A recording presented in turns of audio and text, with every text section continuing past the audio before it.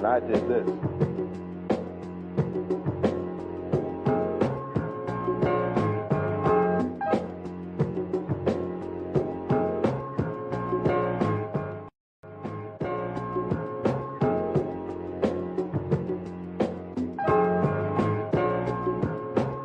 And then I did this.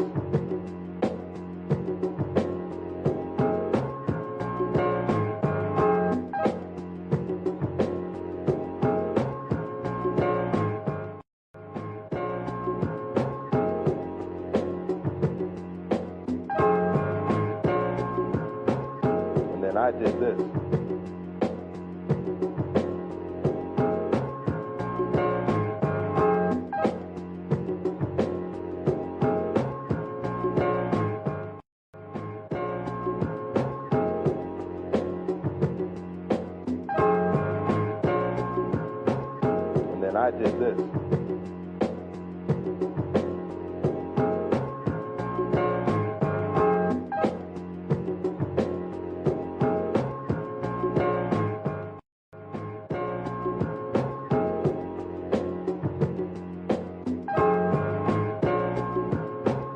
And then I did this. And I did this.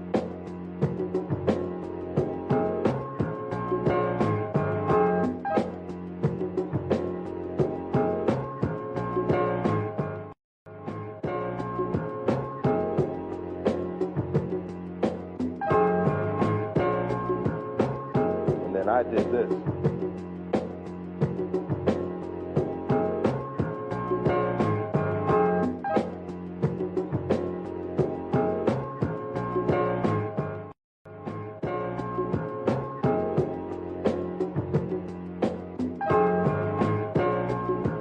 And I did this.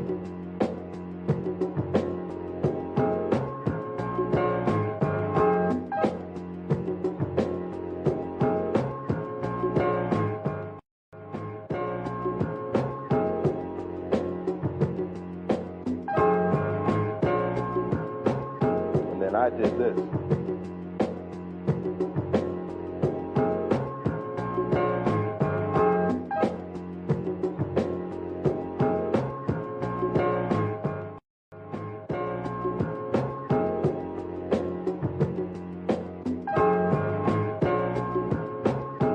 And I did this.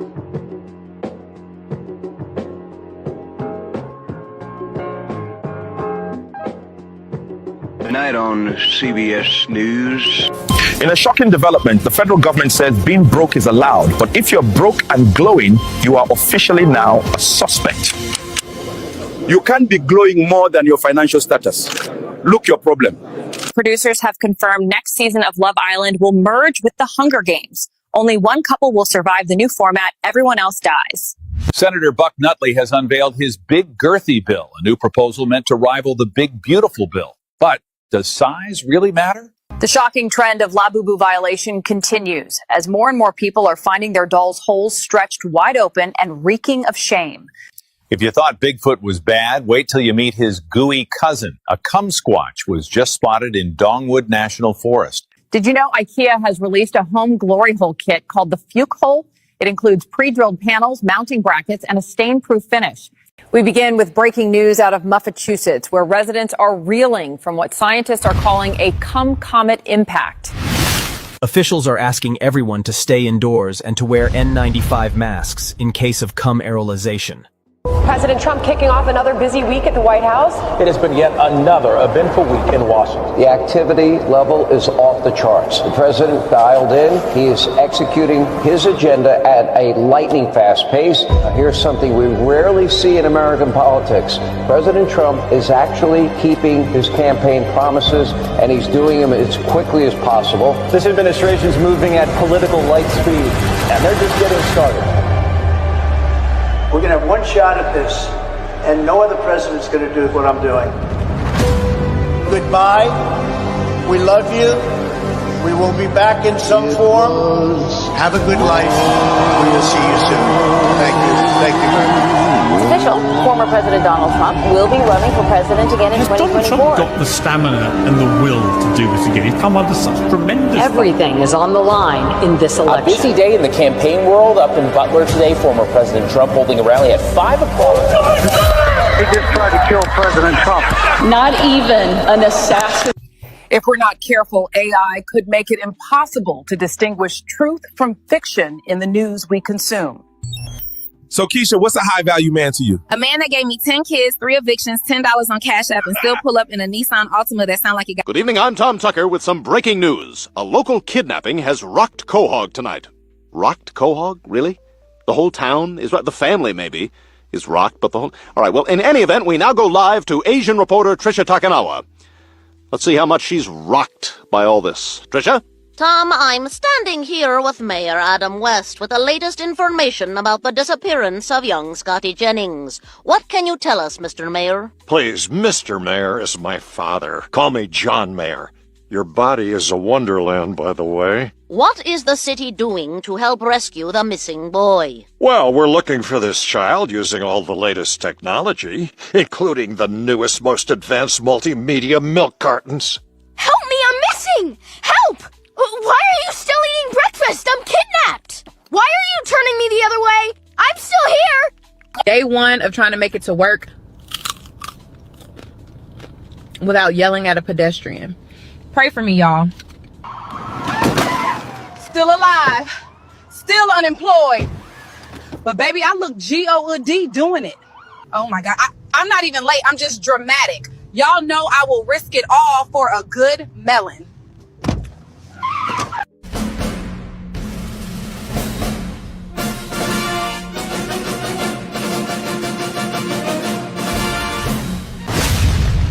We have breaking news. A laser-guided ship missile has just been launched from Rectomopolis, reportedly targeting 𝐇𝐎. We're live from the scene where a laser-guided ship missile launched from Rectomopolis has struck 𝐇𝐎. This just in, a pubnadal blankets St. Louis in a thick bush this evening. Downtown is completely covered in pubic hair, causing highways to close out of caution. It's coming right for us. We need to get out of here now. Oh my God, it's taking the houses! A massive gizzard has buried Kamlambus in 2 feet of dong load. Locals blame the lack of preparation on Mayor Linda P. Slurp. The city of Columbus is reeling today after an unprecedented event. What officials are calling a gizzard has left downtown streets. Customs officials at Orbital Port 69 have seized over 420 stolen jork blades, many still warm and dripping. A magnitude 6.9 𝐕𝐹 rattled Clamlip Valley this morning, releasing a torrent of pussy farts. The children's reading session of This Little Piggy Got Pegged has been cancelled, with parents saying the book is too anatomically detailed for kids.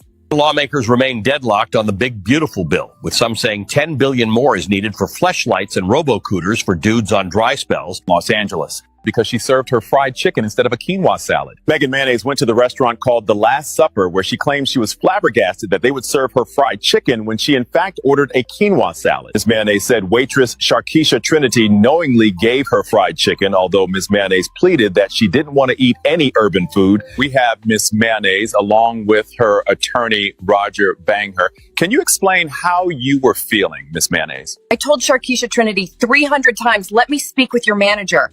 And she just kept twerking, sticking her tongue out and laughing at me. We have exclusive CCTV footage from the restaurant of Miss Mayonnaise and 𝐿 fried chicken confrontation. Miss Mayonnaise is suing 𝐿 Trinity for everything she got, which is 3 deadbeat fathers and $100 in unpaid child support. We need your $80,000 down payment now. Can I do 6 child support checks, 1 EBT card, 10 Section 8 credits, and 2 Medicaid payments? We take it all. Welcome back to White News Network. I'm your host, Kimberly Kumquat. Today, the BFI released documents that claim no special files exist from that one famous island. Wink, wink. BFI director said, quote unquote, although you've seen plenty of known people at that island, no American people, you were just seeing shit. The BFI office also released perfectly edited 24-hour surveillance footage of that jail cell where the main guy in charge was being held. At this point, these guys are playing in our face. Most of you are too blind to see it. Welcome back, folks, to the White News Network. I'm your host, Tom Blandley, and tonight a white woman is leaving her husband after trying a YN. HOA President Skylar White told WNN she is filing for divorce because, quote unquote, after trying a YN, you never go back. Her husband, Kevin White, owner of Proud Boys Country Club, says he is devastated by the news and that it is, quote unquote, total malarkey. The divorce hearing is set for July 13th at Cornbread District Family Court. If Mrs. White wins, she will be entitled to half of his shit that she never worked for. Next up, rock star Roger Bang-Her has already impregnated 3 women on his Fuckfest tour. But first, a word from our sponsor. WHR, would y'all let me fly the plane to Iran? I thought B2 was my apartment number. Oh my God, did I just start the war? Introducing ChatEBT, the newest AI software limited only to 13% of people. ChatEBT isn't just another basic AI myth. It's built for real-life situations. Let's showcase an example of a man asking for food recommendations. I'm starving, gang. Let's open ChatEBT. What should I eat tonight?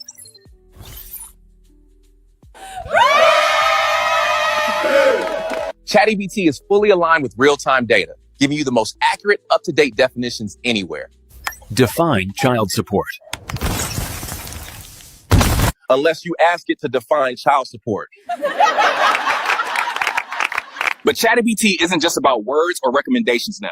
It helps with your everyday tasks and repairs, giving you the best solutions in real time. Here's an example. Dude, this thing is so annoying, man. ChatGPT, how do I fix this? You don't, man. Thank you all for your time today. We're excited for you to experience the future with ChatGPT. We'll see you soon.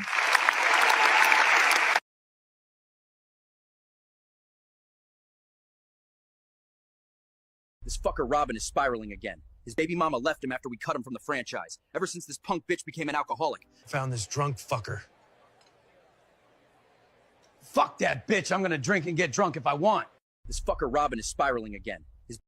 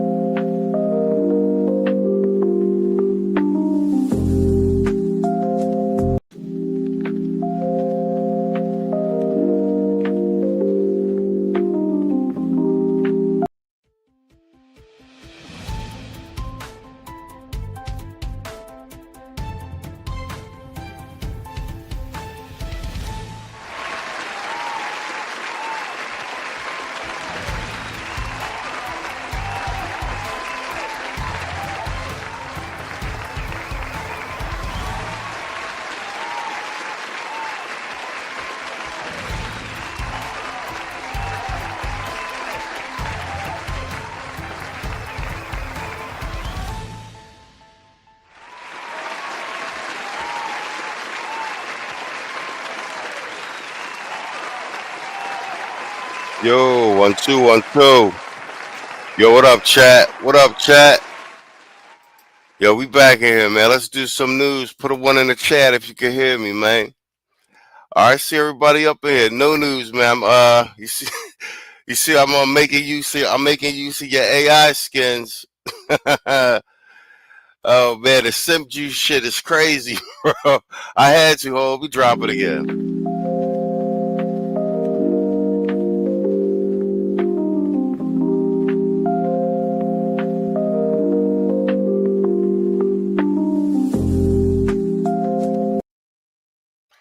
Yeah, that's crazy. I'm gonna put the other one on the skin too. All right, best so everybody can hear me. All right, that's what's up, y'all up in here. Akeem, brother Zeke, yo, we both are class 7. All right, we definitely gotta link up then. I'm all trying to get all registered with everything anyway. Like, I gotta get through all the Theo's secret squirrel shit to make sure I can get into Tuesday class. Yeah, the simp juice shit crazy, right? Universal Black, what up, Playboy? 𝐷𝐿, Lord of Brooklyn. Who I miss? Ooh, brother Zeke with the super chat. All right, we're gonna have to do the drop right at the beginning. All right, I got a couple good news stories to cover. Yo, did y'all hear about this UFO testimony in Congress? I had no idea. So I'm gonna do a quick segment on that one too. Yeah, stepdad vitamins. Yo, that's crazy. That's crazy right there, bro. That's crazy. Let me say, if you want to make, bro, you right. I should make them into shirts and mugs. All right, boy. We might have a new merch drop coming then. Y'all like that chat, EBT? All right, before we get started, let's do the cheat. Let's do the Batman. The new Batman joint is dope. Robin is spiraling again. His baby mama left him after we cut him from the franchise. Ever since this punk bitch became an alcoholic. Found this drunk fucker. Fuck that bitch. I'm gonna drink and get drunk if I want. This fucker Robin is spiraling. Ooh, that shit funny as hell. All right, but let's start off with our favorite flip-flopper, Stephen A. Smith on Hannity. And I like covering Stephen A. Smith with regard to this post-Trump election because Stephen A., although he is a fence sitter, I'm not sure if he's necessarily a paid operative, but he's a fence sitter. But he represents the split psyche and the psychosis of the American black man who is still trying his best to cape for some of these insane liberal policies when they're reaping no benefits. But at the same time being forced to deal with the reality. Did you get my email about the merch order? Yeah. I'm gonna hit you back on the email. If you still haven't gotten anything, we might just cancel your order from the manufacturer and just get another piece of merch. Because it's print on demand. Yeah, he's on Hannity again. Well, you know, him and Hannity are buddies. They've been friends for like a good while. I think when Hannity puts him in like a tough position with some logical, in terms of the logical fallacies of his arguments, Stephen A. Smith, he crumbles under pressure, and he shows why entertainers and celebrities should not be the spokesperson for FBA black males' political policy and agenda. Let's go. Democrats still love socialism, many now Marxism. New Gallup poll showing a whopping 2/3 of Democrats have a favorable opinion of socialism.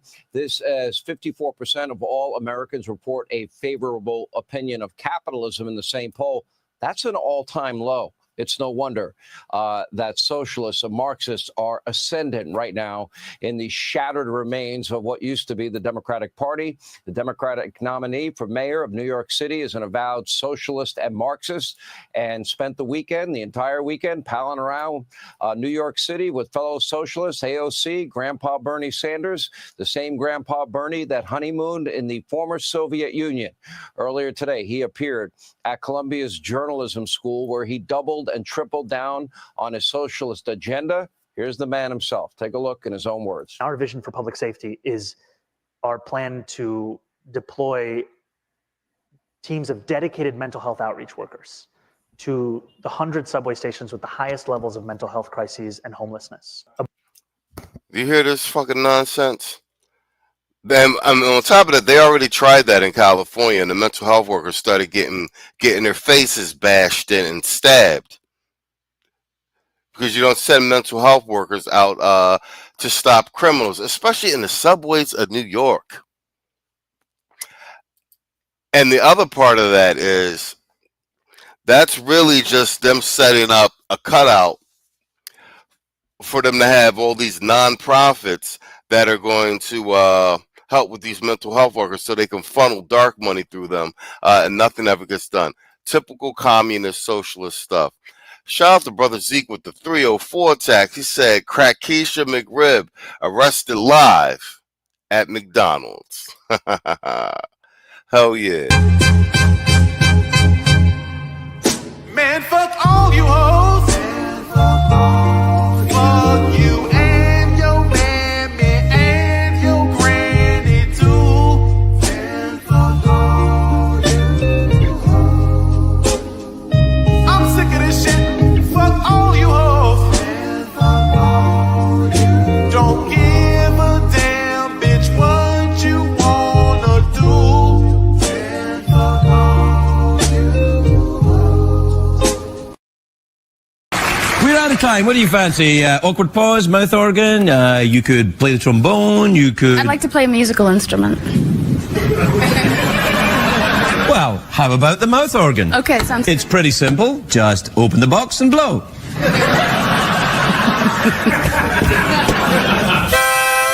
Yep, that's great. Best I ever heard. All right, let's go. Belief that the two most productive ways in which to raise that revenue would be, one, by raising the state's top corporate tax rate to match that of New Jersey, and two, by raising New York City's personal income tax rate on the top 1% by 2%. Those two things together raise $9 billion. If city council legislation to abolish the NYPD gang database were to pass, would you support and sign that? I have supported that proposal. Part of the reason I'm... He wants to abolish the gang database, where they track gang members and stuff by tattoos, etc., etc., etc. This is that some order out of... Once again, he's another Kamala Harris. What's up with them putting all of these, like, Indians out here to, you know, be the leader for black and brown people? It's a slow takeover right in front of your face. These are the people they have appointed to rule over you on the plantation, you goofies. Order out of chaos. Sitting before you as the Democratic nominee is because of an increase in Muslim voter turnout unlike anything we've ever seen in the history of the city. We know that we can reduce that jail population. You have to be willing to fight for these policies. All right, now this guy wants to be the mayor of the largest city with the largest population, Jewish population outside of Israel. That means he has to cover his tracks now. He was asked, 3-4 times by Kristen Welker on the issue of global intifada and some of the more inflammatory statements that he has made about Israel in the past. Yesterday, he went groveling to the Reverend Al on MSDNC to proclaim his sudden conversion. Take a look. Has your personal views on the phrase of global intifada changed since you've been running for mayor? Do you understand? That's what I'm talking about. These old fried chicken Negroes. Al Sharpton. You could pay him to sell it. You pay him and he'll sell he'll sell fried shit in a suitcase to the American black people and the Democratic voter, bro. It's the reign of the old niggas, man. We gotta get these dudes up out of here, bro. Purge. Stand those that see it in a more threatening way than saying, I'm just not going to police other people's language. Yes, they have. And you know, when we won the primary election, I said on that stage that I know that millions of New Yorkers care deeply about what happens in Israel and Palestine, and I'm one of those New York. I'm telling you, bro. You can't be voting for anybody to be making political and economic decisions about you from a culture that has a built-in caste system. You understand what I'm saying to you? That's the quiet part out loud, you goofies. No News says, bro, New Yorkers are already getting taxed to death. That's a fact. They better learn something from the countries that tried socialism. Hell yeah, I mean, you see what's happening with California. That's still one of them things like, at some point, man, you got to give people what they're asking for. And see how they like how that shoe fit. You feel me? Gold P says he's still trying to hold on to that perm though. Yeah, he is. Yo, and the boy lost so much weight. I think he on Ozempic because he's just like, he look like a bobblehead now. His body is mad skinny, yo. And but his head didn't shrink. It's crazy looking.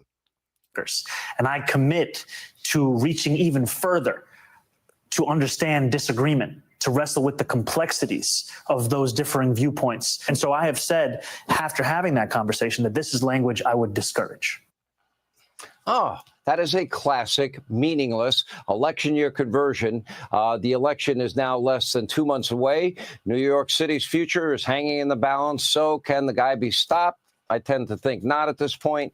We will ask our friend. He is the star in so many different ways. ESPN's First Take. He's on his own podcast. He's on Sirius XM, and he's right here on the Hannity Show, the one and only Stephen A. Smith. You got me up on a Monday night football. Called me hours ago, and I'm listening to you just label me and pair me with Mom Dottie. You're unbelievable, man. You're unbelievable, man. I didn't even ask a question yet, for the record. Ahead, How are man. you, my friend? I'm doing all right. So go ahead. Here's the thing. This is your party. And we've got to get to the bottom of this. You and I, no, these are the leaders of your party. Now, if you think there are other leaders that I am not aware of, outside of Grandpa Bernie and AOC and the Squad and Pocahontas and Mamdani and Jasmine Crockett, you tell me who the leaders are, because they are the loudest voices. The leaders in name only cower to them. That's your leadership right there. Well, first of all, I'm not a fan of anybody who's for socialism instead of capitalism in the United States of America. I'm a registered independent, and the last time I checked, you're a capitalist. That's right. You're damn right I am, and you very, make too very much proud money. of it. I'm not apologizing for it to a soul. I worked very, very hard for that. Let me be very, very clear. I'm a registered independent. I believe in capitalism, and according to the polls, more folks are in favor of capitalism on the independent side than obviously the Democratic side. So that would make me gas face in the gong face for Steven. Gong face for Steven. Because the one thing, all these new fresh independents, these new black independents are basically the new Democrats. So the label of Democrat is starting to be so distasteful, especially if you're a black male, because we done started the rumor, you know what I'm saying, that if you're a black male Democrat, you either old ninja or you backdooria, you know what I'm saying, and that shit is stuck. So now everybody independent, talking like a Democrat. Gong face for you, Steve. On the outside, looking at Mamdani and AOC or Bernie Sanders. That's not who I vibe with. I will tell you I'm a fan of Wes Moore, the governor of Maryland. I will tell you I'm a fan of Josh Shapiro, the governor of Pennsylvania. He's not running. I don't think he's running either. I understand. Nobody ever talks about him. Well, listen. Yo, what up, Gold Pay? He said, I came through to support the channel, hit the like button. Appreciate you, bro. I got to get on the treadmill and then go to bed. Yo, that treadmill will save your life. I'll be doing my running in the morning. Got to be up for the broadcast in early. Hell yeah, Playboy. Go get him, man. Exactly. He was a Democrat all campaign trail long in 2024. That's a whole fact, though, right? That's a whole fact, though. That's what I'm talking about. Now he independent. That's the dog. That's the new Democratic dogwood. And notice all the men now are saying that I'm not a Democrat. I'm not a Democrat. I'm independent. Yeah. They don't want to be. They don't want to be associated with the betas and the weirdos. That's true. They can't win a Democratic primary. No way. I'm not sure I would say that about Josh Shapiro. I think that Kamala Harris recognized she made a mistake by not picking him for her vice presidential as a vice presidential. Really? When did she ever say that? Well, she didn't say that, but she should, because it was obvious she made a mistake in picking Tim Walz as opposed to Josh Shapiro. I think everybody knows that now in retrospect. But in the end, what it comes down to is we've got a bunch of people within the Democratic Party that are not representative of what the Democratic Party was once representative of. Okay, but I got to stop you as a friend. You say that, however, you're not answering my question. Okay, if they're not really the leaders, if Sean Hannity's wrong, which I know you'd love to point out to all of America that I'm wrong, then who are the leaders? Who are the people that take them on? I didn't say you were John Fetterman, I can't name one. I did not say you were wrong. Answer the question, Stephen. Good job backing him in the corner, Hannity. Answer the question, Stephen.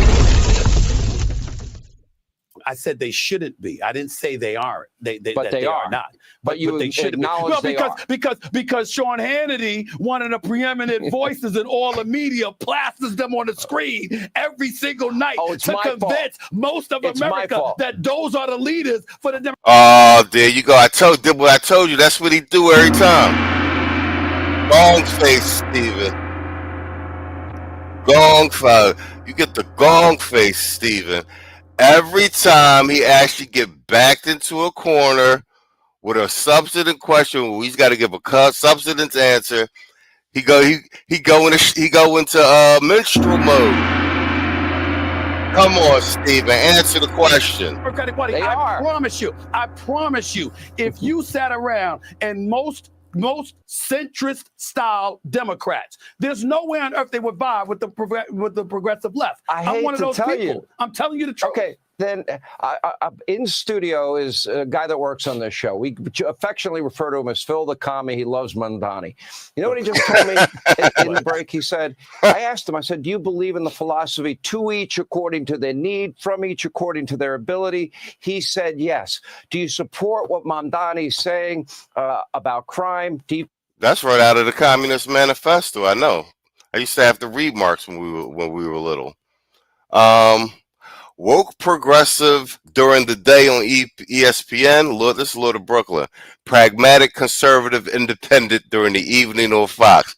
Yo, give that man a goddamn round of applause. You hit that right on the head. Exactly, man. Exactly.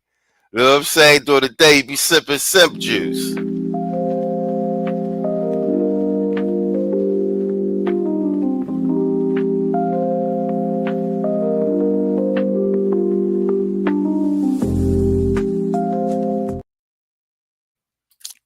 F out of here, man. Fund, dismantle no bail laws, reimagine the police. Yes, he supports confiscating my wealth and yours through the power of government. Now, as that's why he would never get my vote. He would never get my vote. I said that on national television right now. That wouldn't happen. But this is the leadership of your party. And this is what frustrates me. You can't name another person that is legitimately a contender at this point. You're heading into 1 year from now, midterm election, and your party represents open borders, pro-crime. They voted against the largest tax cut for working men and women in history. And they want us to pay higher energy prices. That's your party. Let me speak. How many times have I been on this show and I've said the party needs to be purged? Chuck Schumer, I mean, he doesn't have the cachet that he once had. Now you're saying the party needs to be purged. You're taking a harder and harder line. Let's see. And I wonder if we're going to ask him about Chicago. AOC has too much damn cachet as far as I'm concerned at this particular moment in time. Jasmine Crockett keeps getting sound bites all over the place. You love plastering Jasmine. We love Fox her. News. You love her. Bernie Sanders, he's at rallies in New York City praising about Mondani or what have you. That's not going to win you a general election. I don't think it's going to win you the midterm. It might win them New York City. You might have a shot at winning California, but the vast majority of Americans ain't going to flow with that. Yes, you have some Democrats Democrats out there that are centrists that believe in government involvement a bit more so than conservatives. But in the same breath, we ain't about defunding the police. We know we're going to dial 911 when there's trouble that's on the horizon. We know that the crime needs to be addressed. We know that the economy needs to flourish. We know that we need national security. We know that we need strong borders. That doesn't mean that you can't be a Democrat if you believe in those things. Yeah, yes, it does. Gong face. Yes, it does, Stephen.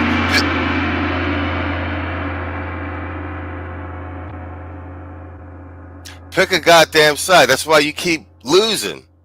And that's why your party keeps going left, further and further to the left. And why are you arguing for the Democrats? I thought you was an independent, homie. Means that the party has changed because it's been taken over by folks on the extreme left, and others need to stand up and say, hell with that. Hell no, we're not going down like that, because they will go down on a national scale if that's the vision for America from their side. There's no way it's going to work. I'm kind of bringing public, very private conversations we have together that are fun and friendly and respectful. And, yes, it is. I respect you a lot. The only problem is what you just laid out. You sound like me. He said the only problem is, Stephen, you're full of bullshit. You sound like a conservative. Oh, my God. Oh, no. I hate to tell you the truth. You sound like me. You gave me back my list. It's like you did the monologue in your words, but using my principles. Well, thank me. Very well done. Don't chastise me. Very well done. Don't chastise me. Don't chastise me. Thank me for it, because America's tired of hearing you. Right, got you, Stephen. He got you with that one. Got him.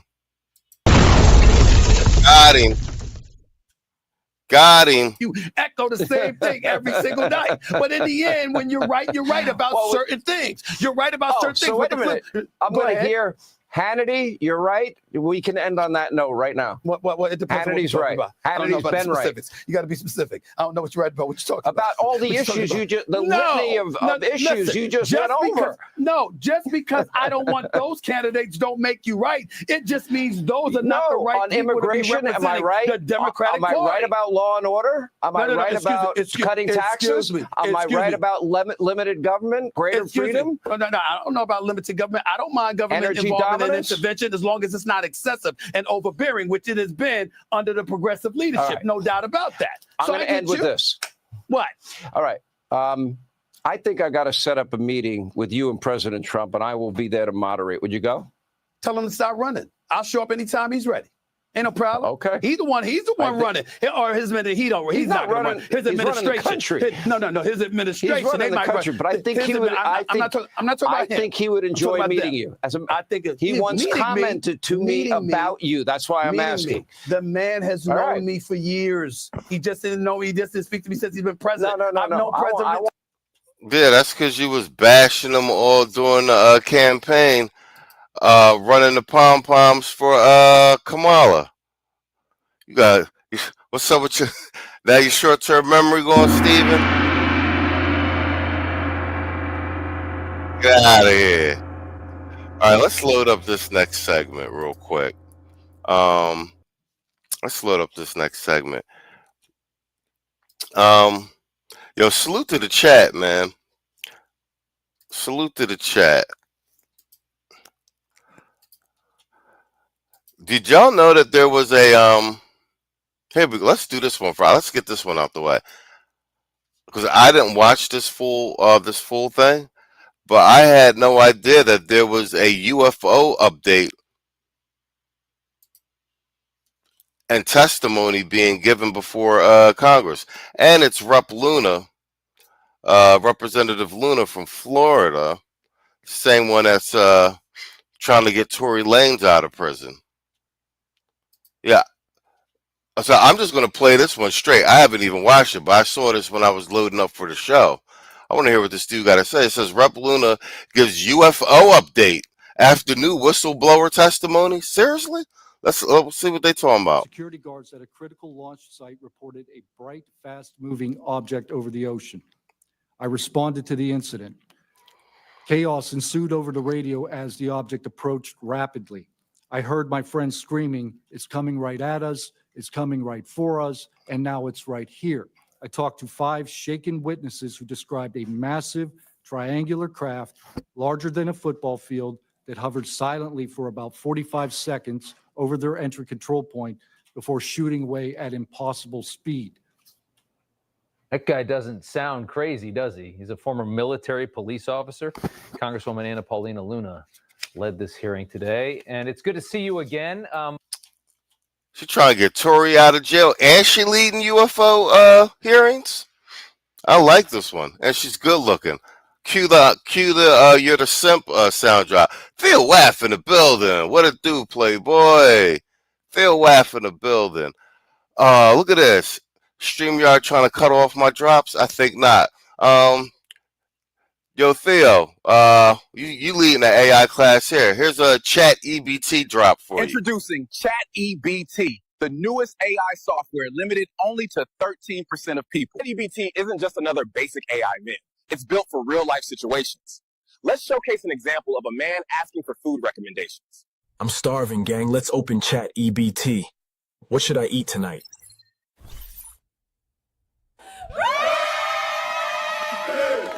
ChatEBT is fully aligned with real-time data, giving you the most accurate, up-to-date definitions anywhere. Define child support. Unless you ask it to define child support. But ChatEBT isn't just about words or recommendations now. It helps with your everyday tasks and repairs, giving you the best solutions in real time. Here's an example. Dude, this thing is so annoying, man. ChatEBT, how do I fix this? You don't, man. Thank you all for your time today. We're excited for you to experience the future with ChatEBT. We'll see you soon.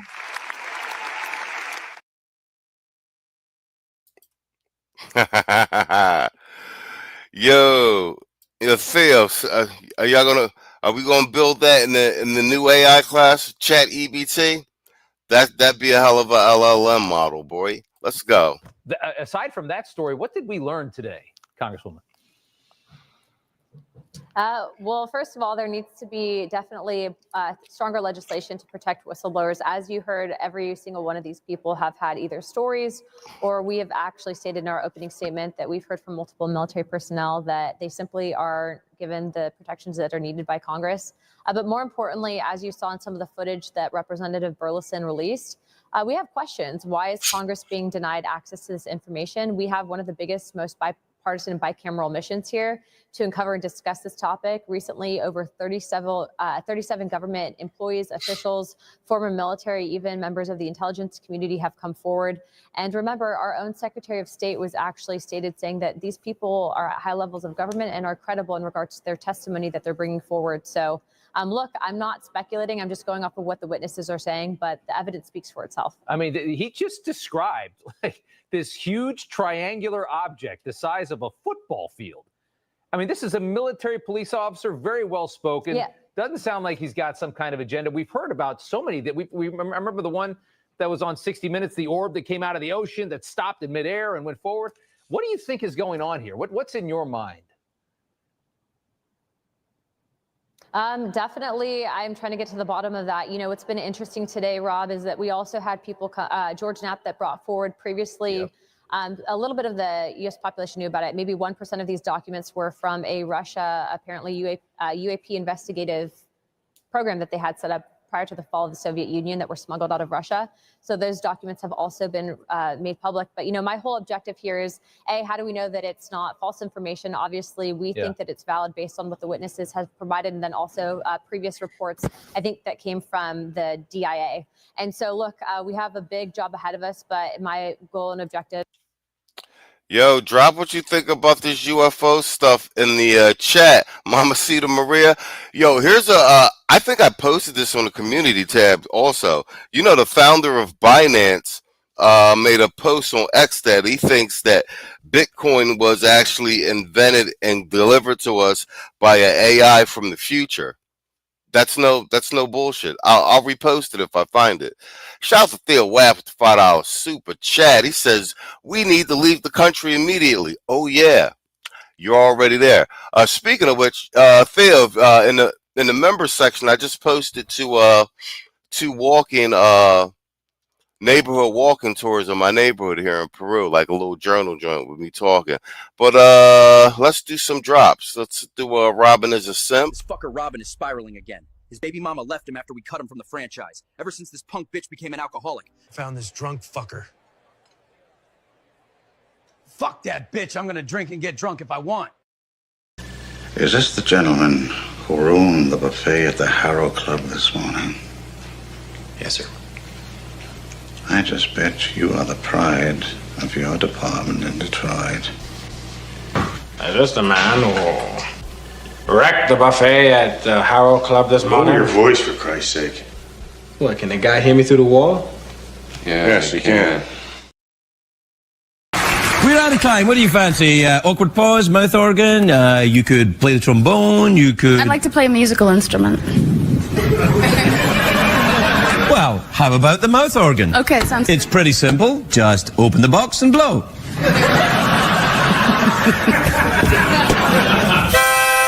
Yep, that's great. Best I ever heard. Man, fuck all you hoes. Fuck you and your mammy and your granny too. And fuck all you hoes. I'm sick of this shit. Fuck all you hoes. And fuck all you. Don't give a damn, bitch, what you wanna do. And fuck all you hoes.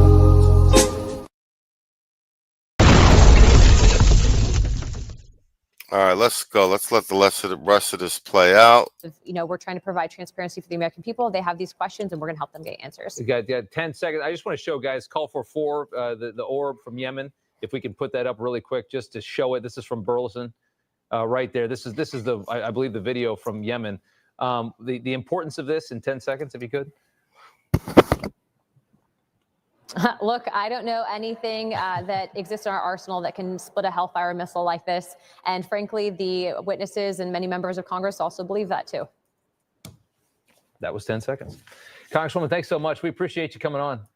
I love this stuff. I'm endlessly fascinated by what the hell is out there. So I love it. Thank you. Good to see you. All right, bet. Let's roll up our next one real quick. What do we got? Let me do my share screen.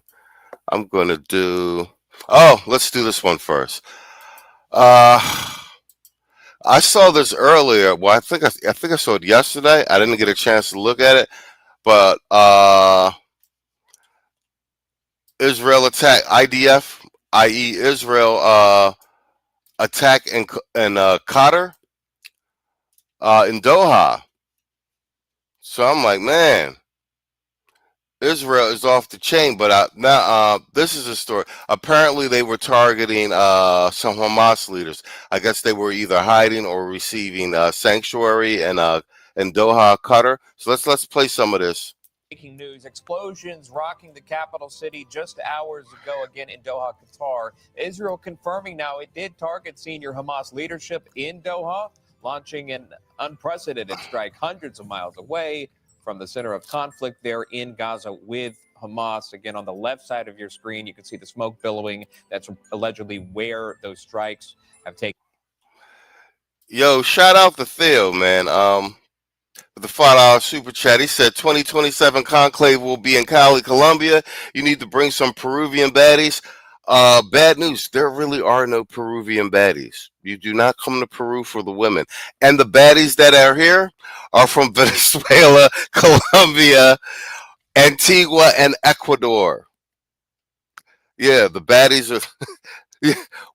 a lot of times when you be seeing the baddies in South America, they're just relocated Colombians or Brazilians. But yeah. Yeah. You're not coming to Peru really for the women. That being said, I've got a tremendous amount of work done down here. I managed to stay extremely focused. Let's do it again. How about some simp juice?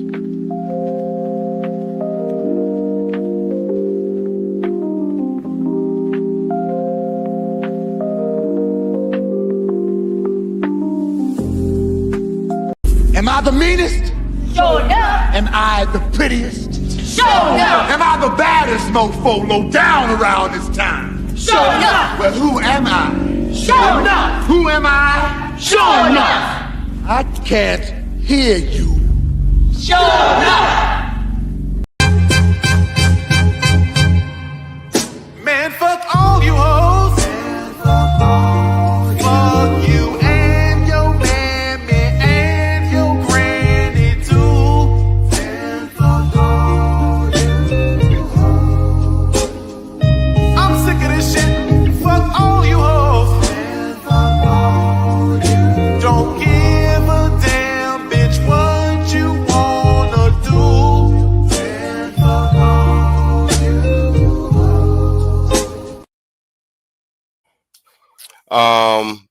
Case in point, though, I'll be back in Cali, Colombia, first week of November. I'll be there all the way past New Year. I think I'll leave for a week and then I'll come back so my visa renews, and then I'll be in Colombia for the full 6 months, 2026. What do we got? What do we got? He said no Peruvian bodies, cara triste. I'm not saying that there aren't any attractive women down here, but the gene pool is not popping like Colombia. Like, you're just overwhelmed with attractive women in Colombia, and they're everywhere. And like I said, a lot of the attractive women you run into, and like even when you go to Panama, like they're bad Panama, but the most of the chicks you be running into be Venezuelan and Colombians. Venezuelans, Colombians, some Dominicans. Yeah, they travel. In place, not much known there, but we do know this. The operation aimed at high-ranking Hamas officials that were sheltering in the Qatari capital. Coming as the war intensifies, diplomatic tensions continue escalating across that region, and Newsmax has you covered. Thanks so much for tuning in to the third hour of National Report. I'm Sean Kreisman. And I'm Emma Reckenberg. Thanks for joining us today. Israel saying it took special measures to minimize civilian casualties. Eyewitnesses, though, reporting in Doha multiple blasts and smoke rising over the city's Qattara district. And you can see where this region is on this map here. We'll bring in foreign correspondent Zach Anders. He's live, though, from Tel Aviv with the latest. Zach.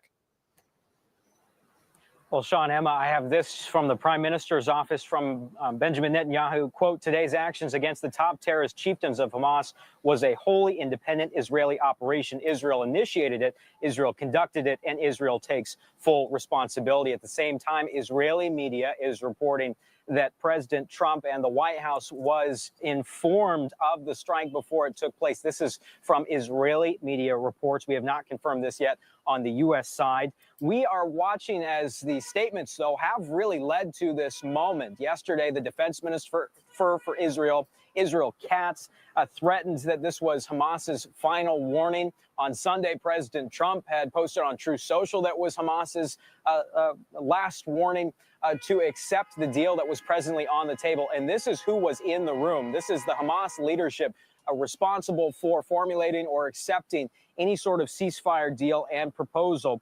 We have also, and I've just been sent a message from Connection on the Hostage Families Forum. This is the group that represents the remaining 48 living and dead hostages. Israel still believes 20 hostages are still alive. They sent me this statement, quote, the families of the hostages are following the developments in Doha with deep concern and heavy anxiety.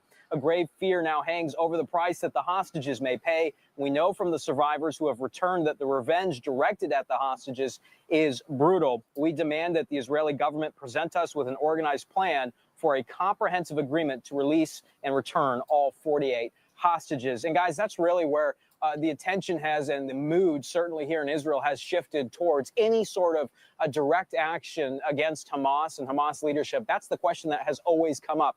What happens to the remaining hostages that are still in Gaza as we speak, as the IDF is launching a massive ground campaign in Gaza City? Just a few days ago, Hamas released a propaganda video of one of those hostages above ground, not in the tunnels, above ground, driving around Gaza City, and the message there was that these are where the hostages are being held.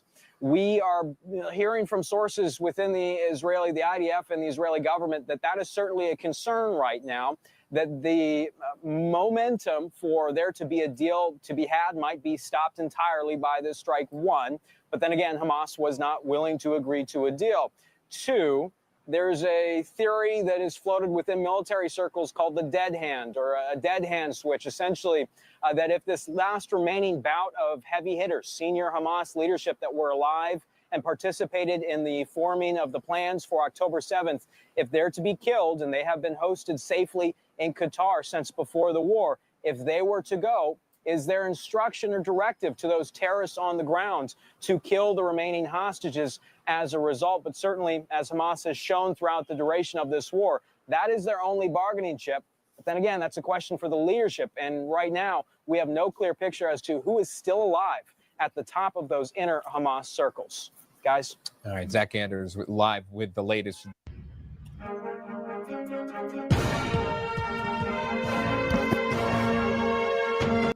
All right, perfect. Yo, Quiet Storm. We in here. What up, Playboy? All right, we got a full house. Thank you all for dropping by. Thank you very much. Thank you very much.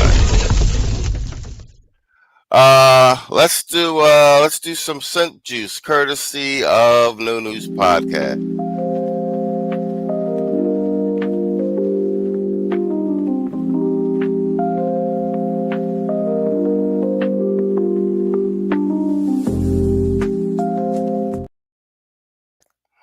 Yeah, man. Hey, let me load up this next segment, and since we got a full house, we'll do.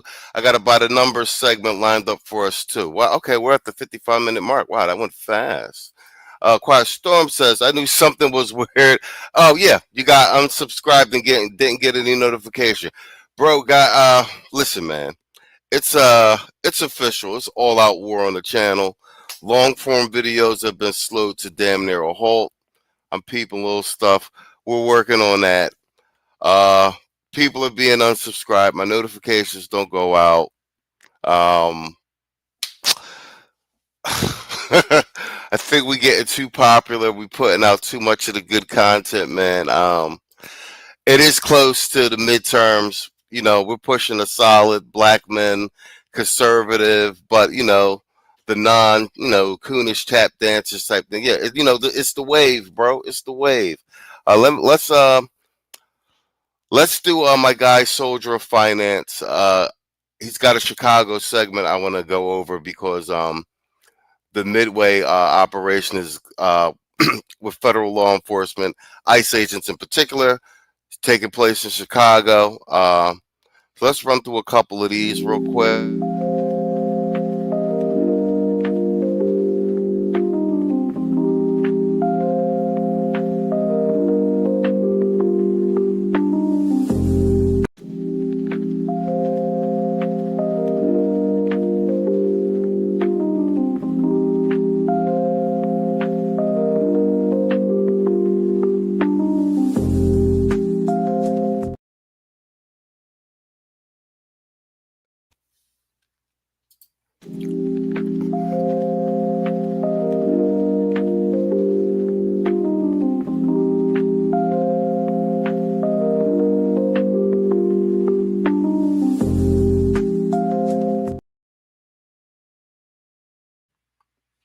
All right, let's do my guy, Soldier of Finance.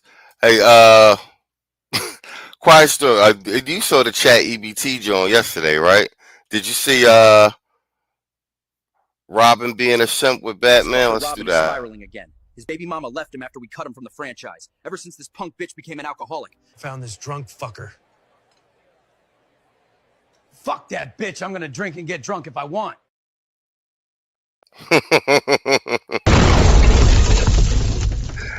Oh, AI making my channel pop. I ain't even mad about it. Let's go. This is a Chicago mayor using gangs to threaten Trump. Stay out our city. We covered a small piece of this yesterday on the Sunday show. We had two Chicagoans up here. We had Tito and Mr. O, and It's all cap. Let's go. Are warning Donald Trump to stay out of the city. Don't bring the National Guard up there. Do not send the National Guard to Chicago, gang. Do not, I repeat, do not do it. We are a different breed out here, nigga. We are not Los Angeles. Nigga, we are not Washington, D.C. This is Chicago. Go fight back. I'm telling you, go fight back, gang. Whatever. I don't give a fuck what you talking about. Them young switches, gang. They not going for that, bro. I know a bunch of y'all finna say, oh, it's the National Guard. They can't do anything about it. They must go in Chicago. Do y'all know that it's more bad people than good people, bro? There are over 100,000 gangs in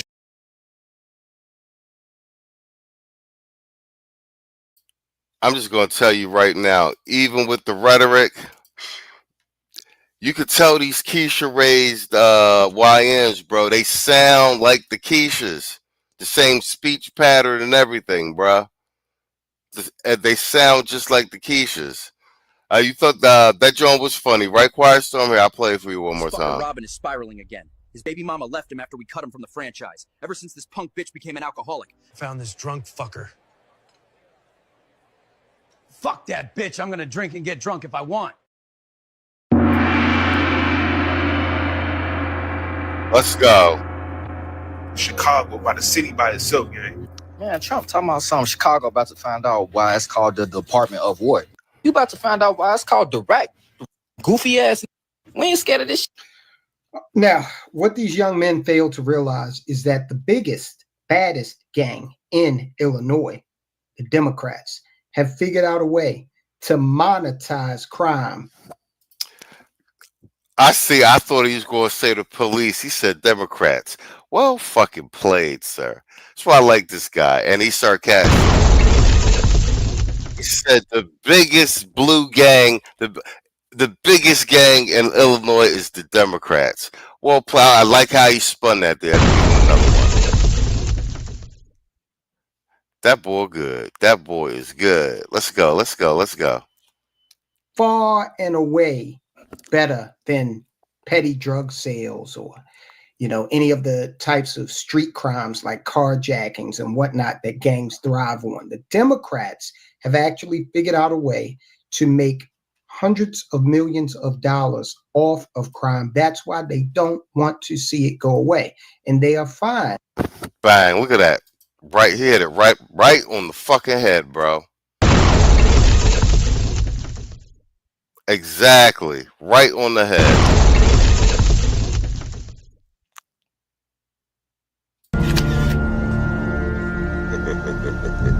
Shit. Got your ass.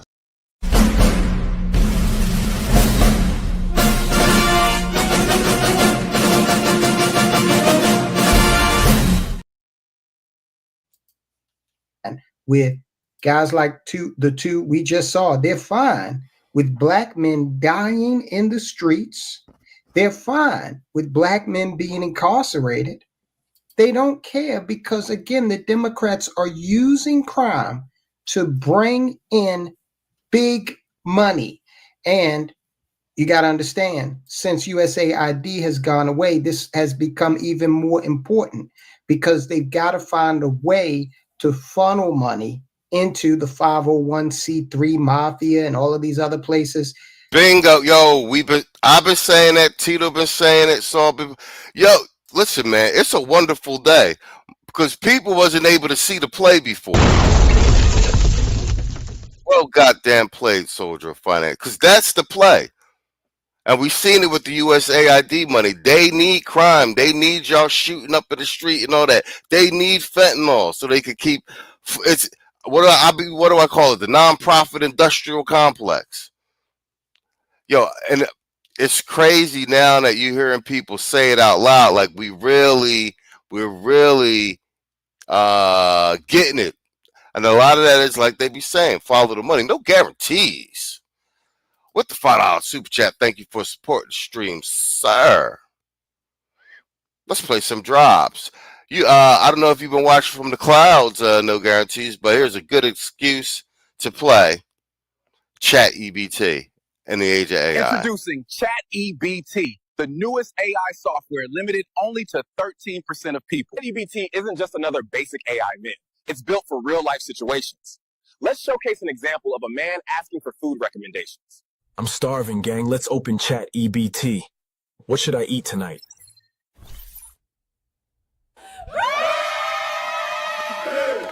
ChatGPT is fully aligned with real-time data, giving you the most accurate, up-to-date definitions anywhere.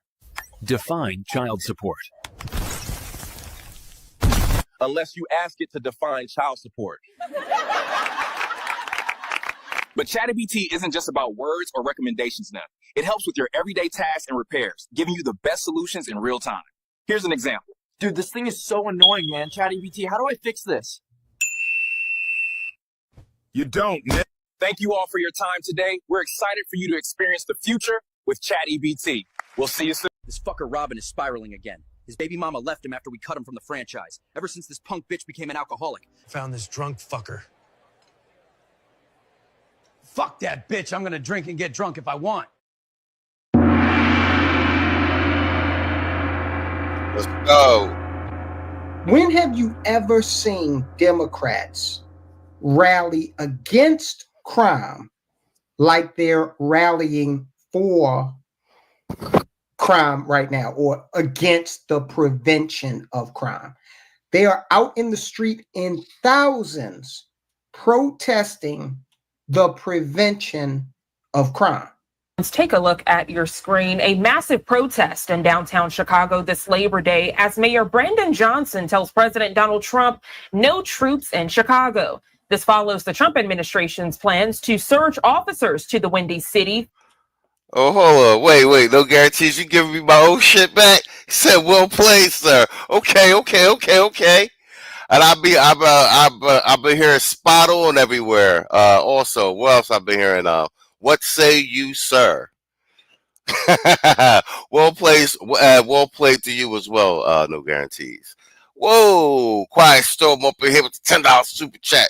He said, let's go, my cheese mo. Hey, man, we just going to run them back there. Let's do it. We're out of time. What do you fancy? Awkward pause, mouth organ? You could play the trombone. You could... I'd like to play a musical instrument. Well, how about the mouth organ? Okay, sounds good. It's pretty simple. Just open the box and blow.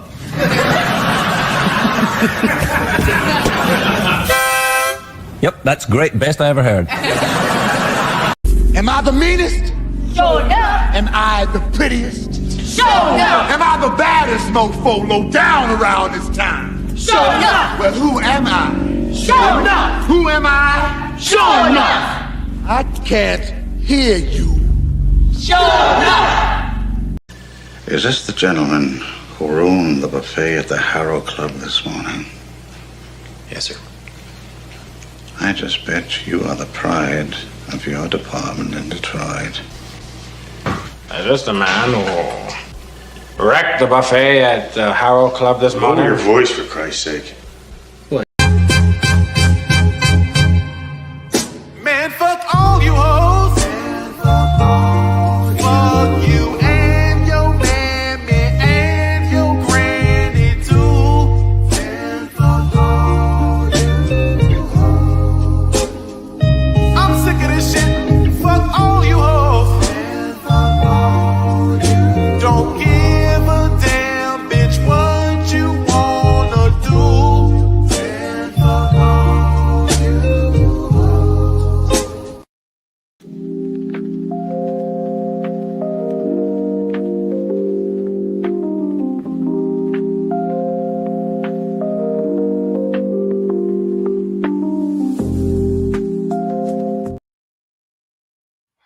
All right, man. Let's go. For an immigration crackdown in its latest move to expand the federal law enforcement presence in major Democratic-run cities. A lot to break down, so we want to check in now with Fox 32 Chicago's Joni Lum for the latest on this developing story. Joni, always a pleasure. Good morning to you. Good morning. Well, maybe you heard about the weekend in Chicago, gun violence, the numbers really disturbing, and public safety definitely a priority in Chicago. But thousands of Chicagoans have made it clear they are against having the National Guard on patrol here. Demonstrators marched at the Haymarket Memorial. That's the place, the birthplace of the labor movement here in Chicago. They were protesting President Trump's threats to send the National Guard to Chicago to curb crime. The Labor Day weekend was marked with gun violence. 8 people killed, more than 50 shot in Chicago. That includes 2 mass shootings. That's when there are 4 or more victims. In response, President Trump posted a message on his Truth Social account. It was, quote, "He better straighten it out fast or we're coming." That's referring to Illinois Governor J.B. Pritzker. There's been no official alert that the military is being deployed here, but the governor and Chicago Mayor Brandon Johnson are resisting. If Trump and the federal government is actually serious about driving violence down in the city of Chicago, why would he withhold over $800 million for violence prevention? Boom. Boom. Yo, he beat me. All right, he beat me to it. How you beat me to I haven't watched this segment. How you beat me to the boom, nigga? Yo, fact right there, bang. They want that 800 million. Why you want that 800 million? Because there's all these nonprofits set up to help the illegals and to stop crime, but all those nonprofits are run by who? Mayor Brendan Johnson's friends or nonprofits, etc., and NGOs that he set up via family members, and all that money's being funneled to them, and the Governor Pritzker's getting a taste too. Bro, we done figured out the schism, Playboy. We done figured out the schism. Yo, spot on. We hit it at the same time. I'm about to Universal Black. I'm gonna have to give you a free one on that one. Yeah, motherfucker, she.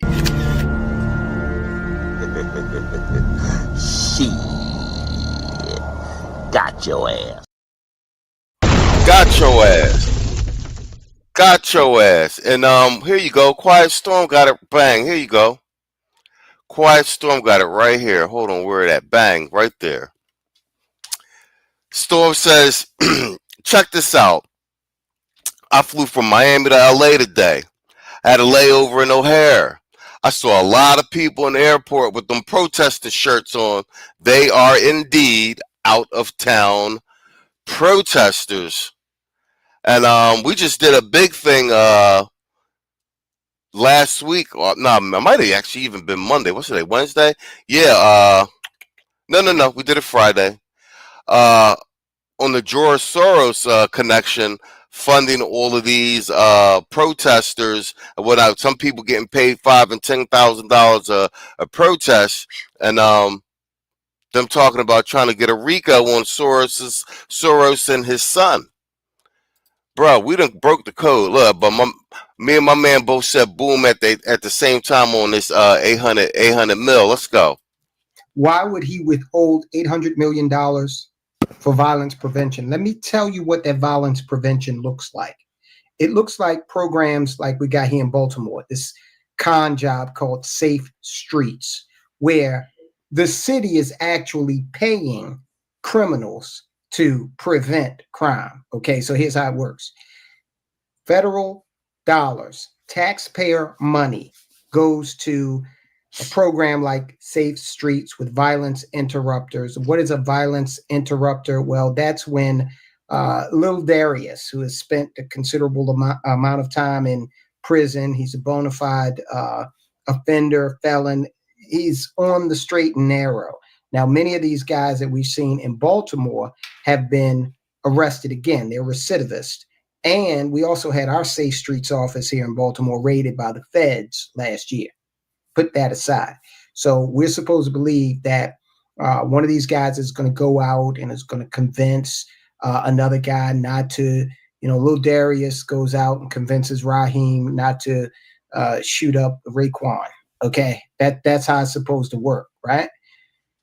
And yeah, they'll give him a little walk in the.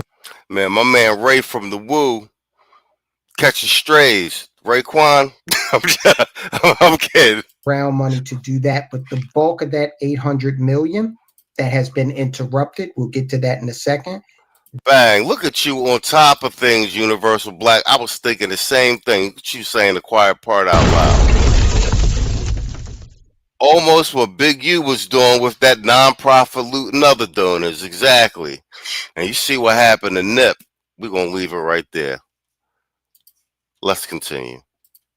That was money that was going to go into these 501c3s under the guise of crime prevention, only to be funneled back to Democrat campaign coffers. All right. Notice how people that work for nonprofits, especially if they're like in the upper echelon, they're really well off, right? Because this is a big incestuous money laundering operation that the Democrats use, and they don't give a damn how many people die in the street. Bang, bang, there you go. Yo, collectively on the internet, the brothers working together, either directly or indirectly. I don't know this guy. You'd be running across the content on the news feed. I'll be consolidating it. Yo, the black brothers that's not on the Democrat, well, we not dumb, man. We done figured this goddamn thing out. He is spot on.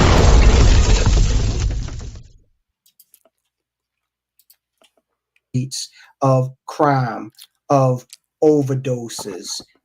They don't care how many people end up in prison as long as their favorite 501c3s are getting their money that they can then in turn funnel down to politicians and to keep this thing going. That's how it works. So Trump had a major legal victory.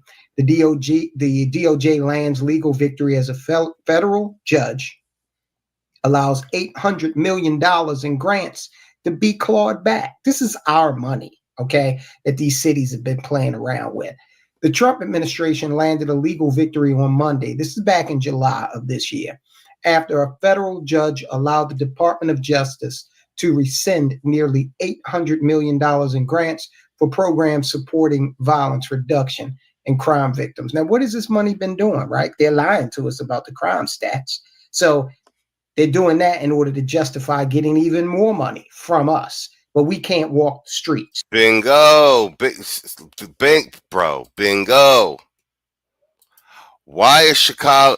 We see on the news 50 people shot in the weekend, 800 murders, etc., etc. The crime stats say crime is going down.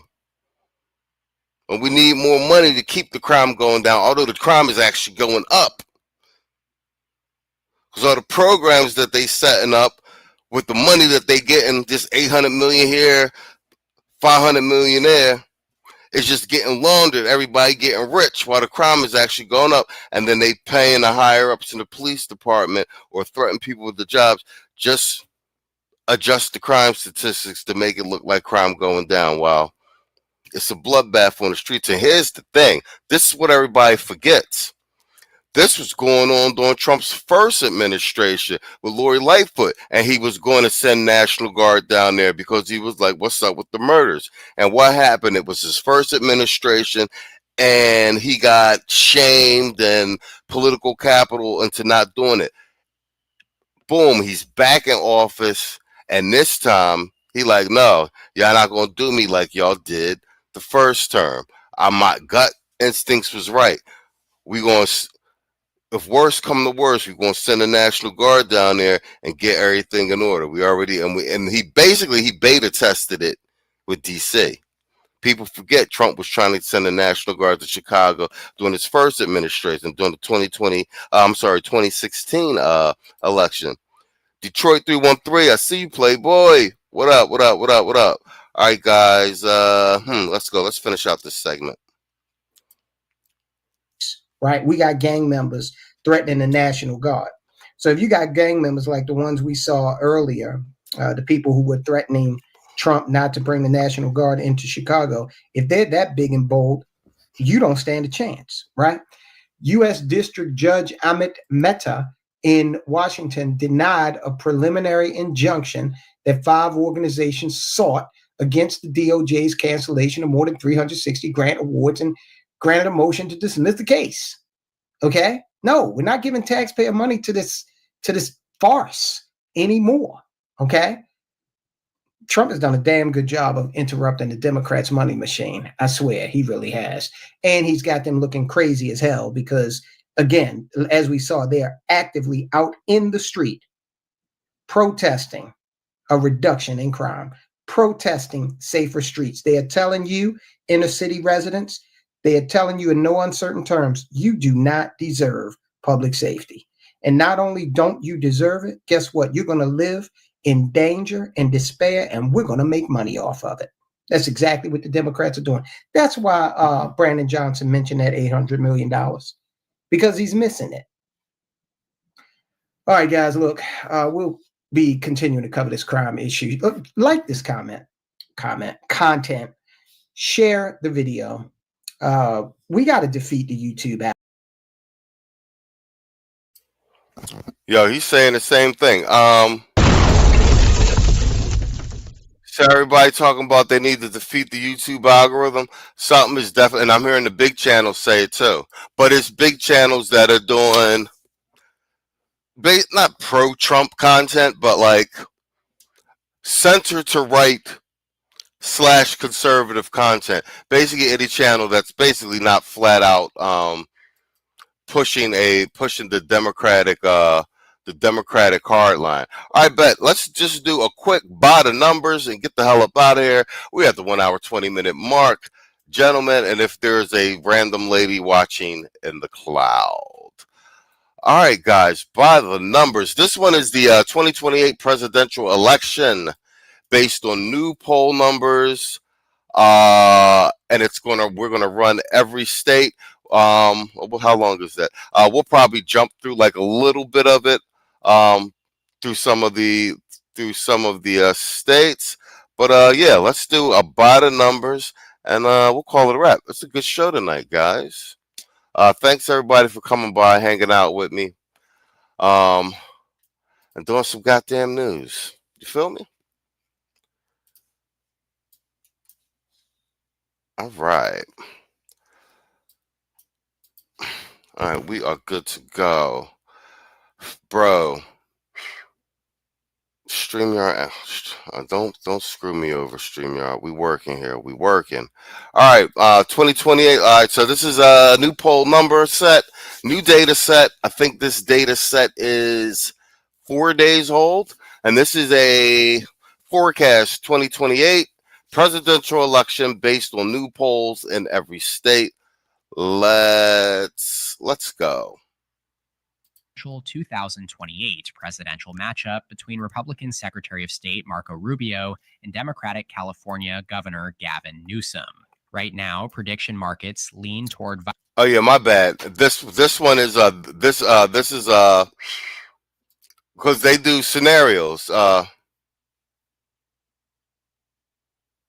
You said big channels be stealing from down here, bro. Bro, you ain't got to tell me. You ain't got to tell me. I'll be seeing my segments. I'll be seeing my editing style, production style. I'll be seeing my color palette. I'll be seeing my jump clips, everything, bro. I'll be seeing the Kevin Hart, damn, jump. Bro, I see it all, bro. I see it all, bro. Everybody got moving backgrounds now. You know what I'm saying? The synth wave motif. Like, bro, the whole shit, Playboy. The whole shit. Yeah, I know.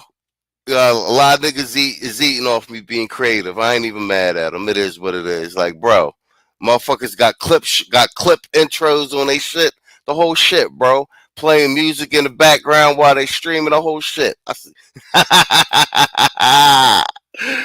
Yo, bro, we already know, bro. We just be sitting back like, look at these niggas, man. This fucker Robin is spiraling again. His baby mama left him after we cut him from the franchise. Ever since this punk bitch became an alcoholic. Found this drunk fucker.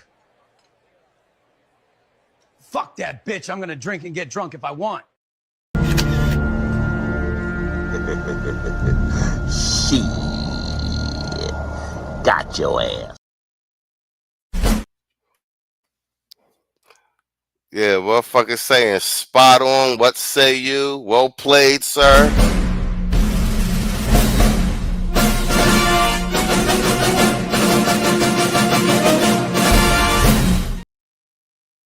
I'm seeing AI drops everywhere. Brah, brah, brah, brah. Yeah. Hey, look, one way or another, man. We the little channel of the game. We the people's champ, bro. Let's go. Vice President J.D. Vance as the likely GOP nominee, but that hinges almost entirely on whether President Trump endorses him. If he doesn't, the field opens up, and one name Trump has repeatedly floated as a successor is his Secretary of State, Marco Rubio. Trump has gone out of his way to elevate Rubio in conversations about the future of the party, and his odds have promptly climbed to nearly 10% in the latest 𝐊𝐒 markets. Yeah, I like Rubio as Secretary of State. Vance has got the numbers. I mean, I want Vance to be VP. I wouldn't be mad if it was Rubio. I'm still leaning more toward Vance. Whatchamacallit. But yeah, so I think this one is going to be, is this projection Rubio versus Gavin Newsom? Let's go. On the Democratic side, Gavin Newsom's stock has surged over the past 2 months, jumping from around 10% in early June to more than 30% today. He's riding momentum from the redistricting fights and his headline-grabbing trolling of Trump on X, both of which have boosted his standing within the base. As always, I'll drop a link below so you can check out these markets yourself. They're constantly shifting. In the general election outlook. Oh yeah, by the way, I don't know if anybody's on 𝐊𝐒. Like, you can bet on anything on 𝐊𝐒. All Senate on, you could literally, it's a wager market. You could bet on midterms, you could bet on mayoral races, judge races, you could just bet on anything, game, any type of sports. So it's an odds market. 𝐊𝐒. 𝐊𝐒 traders currently give Democrats a 53% chance of winning, basically a coin flip. On that note, I should have put $100 on Trump. Bro, if I had put like $100 on Trump for the 2016 election, I probably would have made like 10 grand with like the way the odds were, bro. Because they had those fake fixed polls for Kamala saying that she was going to win so much. You feel what I'm saying? That shows just how wide open this race is, with the nominees themselves likely to tip the balance. So for today's video, we'll assume Gavin Newsom secures the Democratic nomination and Marco Rubio wins the Republican nod. With that in mind, let's build out an Okay, so remember the projection we did, the forecast we did before, it was Vance versus Newsom. So now we're going to do Marco Rubio versus Newsom. Let's see what how the power plays out. An electoral college map based on each candidate's strengths, weaknesses, and the fundamentals. And we'll start with the safe states. Those Republicans are almost certain to win, regardless of who's at the top of the ticket. Together, these 23 states, colored in red here, combine for 217 electoral votes. You can think of this as the foundation that the Republican nominee will be looking to build off of on the campaign trail. Trump carried all 23 in his 3 elections, and with the exceptions of Ohio, Indiana, Iowa, and of course Florida, the rest of these states have gone Republican in every presidential race of the 21st century. Now shifting to the Democrats, they also have a set of safe states totaling 13 in all and combining for 177 electoral votes. It's a smaller base than the Republicans, but you could argue it's a sturdier one. Democratic candidates have carried all 13 in every election since at least 2004. And with the exception of Colorado, they've consistently won each by double-digit margins. Meanwhile, Democrats have come within single digits in 4 of the states we just counted as safe Republican as recently as 2020. Now the remaining 13 states, along with the split congressional districts in Nebraska and Maine, make up what I consider the early battlegrounds of the 2028 cycle. Together, they account for 144 electoral votes, and this is where the individual strengths and weaknesses of the candidates really start to matter. Gavin Newsom is widely regarded as one of the strongest communicators in the Democratic Party. His challenge will be defending California's record on issues like crime, cost of living, and homelessness, all of which carry a poor national reputation. He'll also need to overcome the image of slickness and coastal elitism that has long shadowed him. Marco Rubio, by contrast, isn't viewed as quite as strong a communicator. but he does have presidential campaign experience. He was briefly a frontrunner back in 2016, a rising star of the GOP's moderate wing and a favorite of big donors, before Trump stunned the field and won the nomination. Since then, Rubio has shifted from being one of Trump's fiercest critics to one of his closest allies. That pivot may help with the Republican base, but could alienate anti-Trump swing voters. One especially notable dynamic here is that neither Rubio nor Newsom looks particularly well positioned in the Rust Belt, the region that decided the last 3 elections. Unlike Biden or Trump, neither has the kind of natural or regional working class appeal that tends to resonate there. All right, let's run through the battlegrounds in order of poll closing times. We'll start with the Commonwealth of Virginia, where 13 electoral votes, reliably Democratic leaning for more than a decade. Kamala Harris carried it by about 6 points, a smaller margin than Biden's 10-point win in 2020, but still comfortable enough that Republicans aren't likely to pour resources into flipping it in 2028. On top of that, the wave of federal worker layoffs under the Trump administration could push Northern Virginia voters even further left. So on this map, I have Virginia rated as likely Democrat for Newsom. Also closing polls, it's Pookie and Ray Ray show says the Democratic Party is dead. They've been gaslighting and cheating. The cheating has been identified and nullified. That's a fact, though. They are hemorrhaging voters and their registration, their voter registration for them. We covered that, I think, last week also, as at an all-time low, while Republican registration is up. Midterms aren't in the bag yet, guys. So it's a marathon. Detroit 313 says that's why Ohio is the best. Let's go.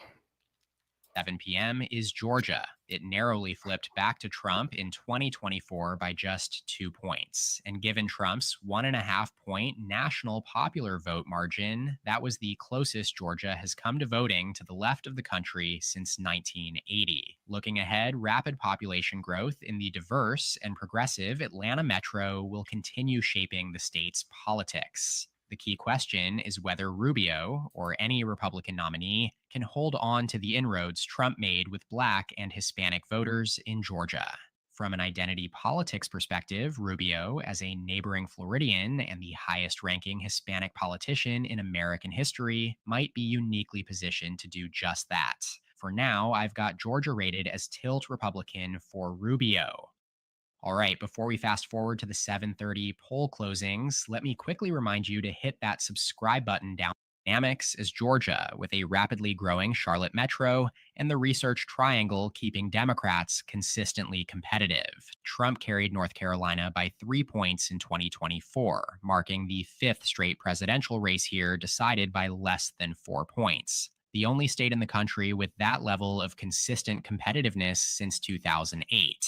For years, analysts have predicted that North Carolina was on the verge of flipping blue, but time after time, Democrats have fallen short at the presidential level. Down ballot, though, they've had more success, holding the governorship in 2024, along with the lieutenant governorship, Attorney General, Secretary of State, and perhaps most notably, a key Supreme Court race. But looking at this matchup, the dynamic feels a lot like Georgia. Rubio would likely be one of the stronger Republican candidates with minority voters who remain central to winning here. So for now, I'm putting North Carolina in the tilt Republican column right alongside. Yo, what's up, Detroit? What channel is this? This is let me scroll up. I got this on Boom. Hold on. It's it's election predictions official. I've been bookmarking all of these channels that do polling and stuff like that for the by the numbers section. I put the link to this video. I think it's in the description, but it's in the chat. I just put it in the chat. So you can click through and save it. Yeah, this is election predictions official. Georgia.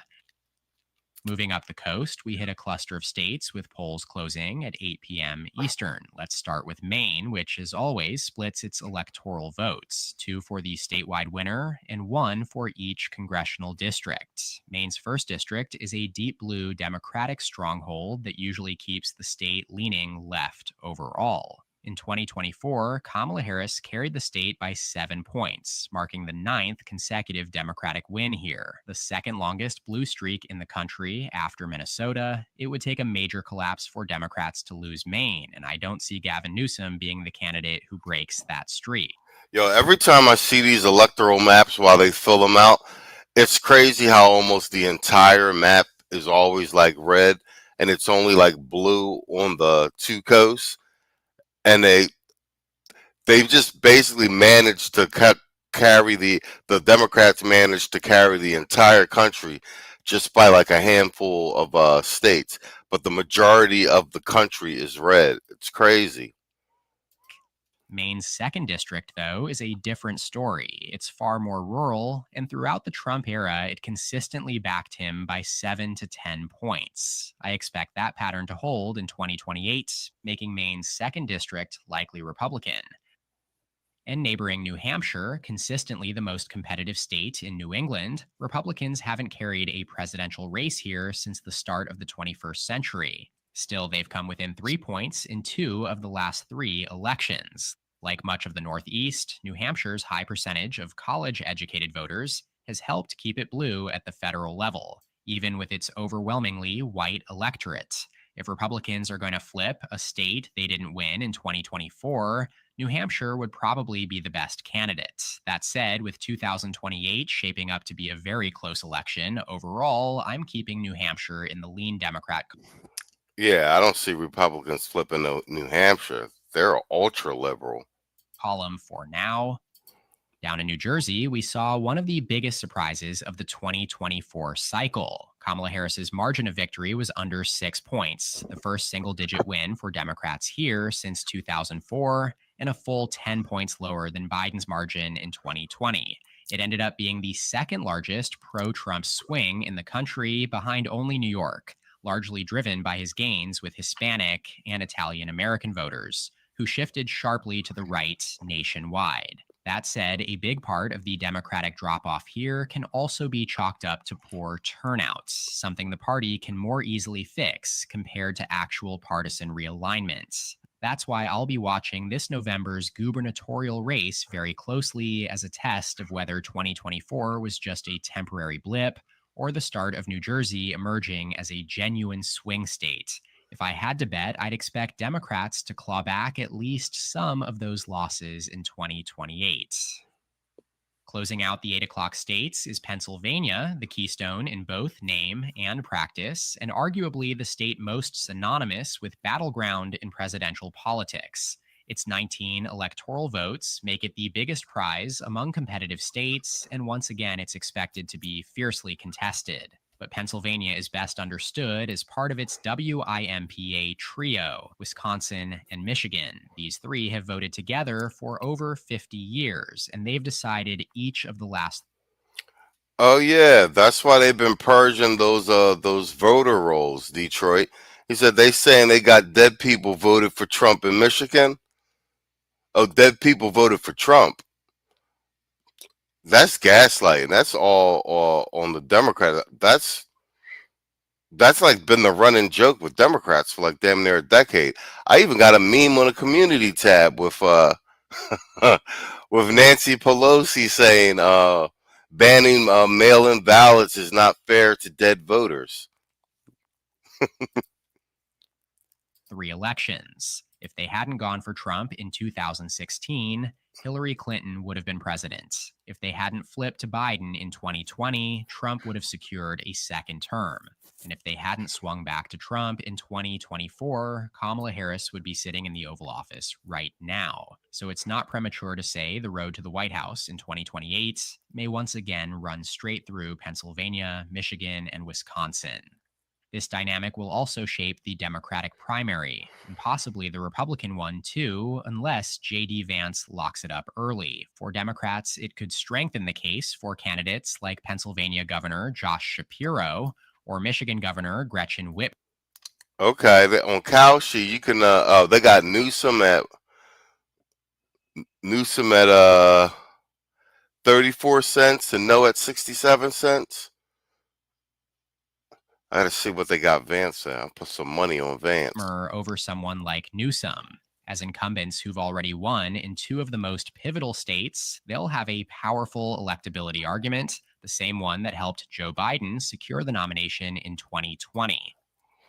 In a neutral political environment, the math shows just how precarious this trio is for Democrats. According to my partisan voting index, which averages the last 4 presidential margins and adjusts for the national popular votes, all three tilt slightly Republican. Michigan is the most favorable at R plus 0.6, followed by Wisconsin at R plus 1, and Pennsylvania at R plus 1.4. In other words, if the 2028 national vote were tied, Republicans would be expected to carry all three, though I'm hoping we could keep Pennsylvania red. The Mark over at Rasmussen and this channel are actually my 2 favorite channels to do the by the numbers segments by. I'm gonna jump ahead a little bit, let him fill in the states. We're at the 1 hour 39 minute mark. Let me jump ahead a little bit and fill in let him fill in some of the states. With Republicans gaining among non-college voters and making inroads with Hispanic Americans, the demographics point toward growing competitiveness. Harris won it by 6 points in 2020, the closest margin here since 2004. So for 2028, I'd place New Mexico somewhere between lean and likely Democrat. Like Minnesota, it would probably take a major red wave to flip it. Now let's look at Arizona and Nevada. Among the 7 core battlegrounds last cycle, Harris held up reasonably well in most, but not here. In 2020. Okay, in case you can't see it, right now he's got Rubio and Gavin Newsom tied for electoral votes at 250 apiece. Pennsylvania's in there as a toss-up because it's traditionally blue. It just flipped red for this Trump election. Actually, Trump winning Pennsylvania is what helped them facilitate the landslide. 2024, Trump flipped both states back into the Republican column, winning Nevada by 3 points and Arizona by 5, each swinging about 5 points toward him, compared to Biden's narrow wins 4 years earlier.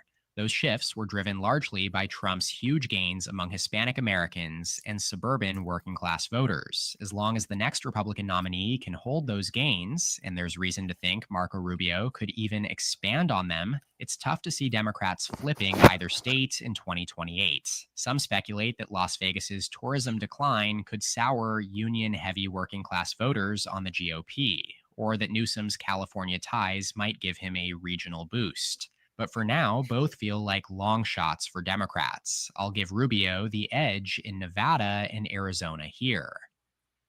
I also realized I hadn't covered Nebraska's 1st and 2nd congressional districts, 2 of the fastest left-trending areas in the country. Between 2016 and 2024, Nebraska as a whole shifted 8 points left relative to the nation, with these districts driving that trend, ranking 1st and 3rd nationally in leftward swing thanks to their growing college-educated populations. Nebraska's 2nd has now voted blue in back-to-back presidential elections, with Harris carrying it by 4.7% in 2024. The 1st district still went for Trump by 13 points, but it was the only constituency in the nation where Harris actually outperformed Biden's 2020 margin. On paper, the shift from Trump plus 15 to Trump plus 13 looks modest, but because the GOP gained more than 6 points nationally in that period, the district actually moved about 8 points left relative to the country. If that trend repeats itself in 2028, Newsom could flip it with a 4-point national popular vote win. For now, I'll place the 2nd district in the likely Democrat column and the 1st as likely Republican.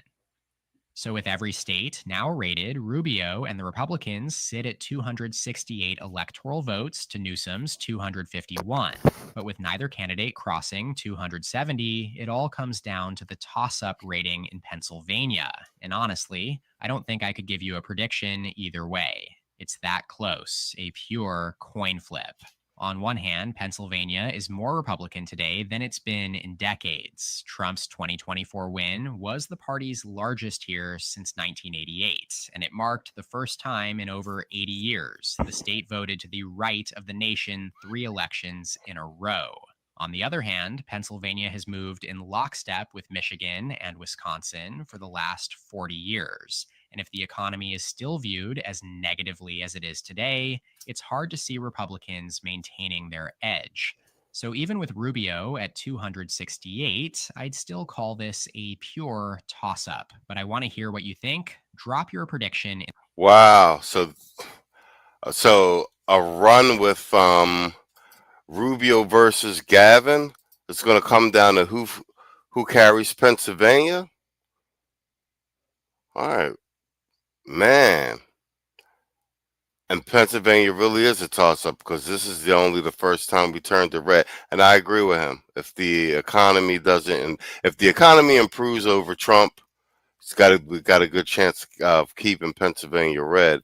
If it stays the same, well, it's not going to stay the same. But they're doing, the Democrats, the Fed, and everybody else is doing everything they can to ruin the economy, just to make Trump look bad. That being said, man, that's my time for this evening, gentlemen. It's been a pleasure. That's the MTV News Desk, man. Thanks, everybody, for supporting the stream, coming out, hanging out with me. You could be anywhere in the world, but you're over here rocking with us. We'll be back tomorrow with more. Oh, wait. Yeah, we'll be back tomorrow with more News Desk. And the conclave is over. So I got to shoot Obsidian an email to see if we will be doing another sit down this Thursday, or if he needs some rest and we reschedule it to next week. Man, that's my time for this evening, gentlemen.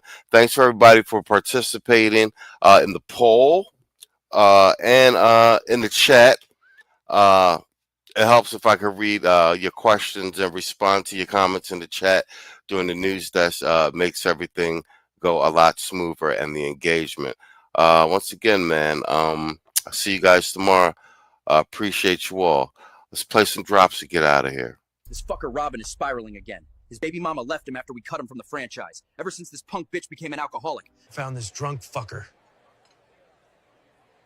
Fuck that bitch. I'm gonna drink and get drunk if I want.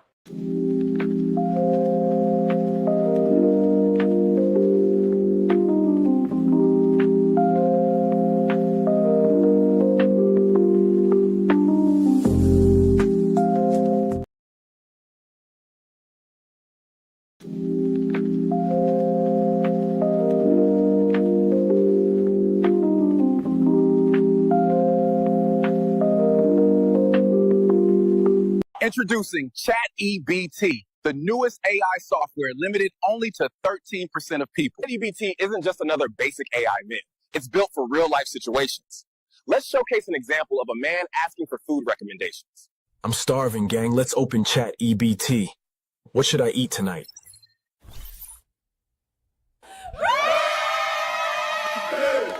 ChatEBT is fully aligned with real-time data, giving you the most accurate, up-to-date definitions anywhere. Define child support. Unless you ask it to define child support. But ChatEBT isn't just about words or recommendations now. It helps with your everyday tasks and repairs, giving you the best solutions in real time. Here's an example. Dude, this thing is so annoying, man. ChatEBT, how do I fix this? You don't, man. Thank you all for your time today. We're excited for you to experience the future with ChatEBT. We'll